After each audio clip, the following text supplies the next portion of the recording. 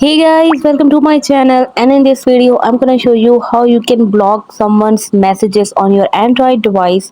So it's super easy and we will make sure you get it right. Make sure to watch the complete video carefully to avoid forgetting anything and making mistakes. So let's get started. Here I'm going to open the message app. Here you can see I have different messages on my Android device. All I can do is just tap right here on the message that you want to block, and then tap on these three dots at the very top. And now here you can see at the very end you can see the block option. Just tap right here on the block and tap on OK, and now you can see this number is blocked and reported. So this is how you can easily block someone's messages on your Android device.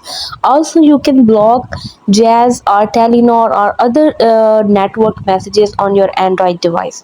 So hope you guys like my video. Please consider showing your support by commenting, liking, sharing and subscribing to my channel for more valuable content in the future.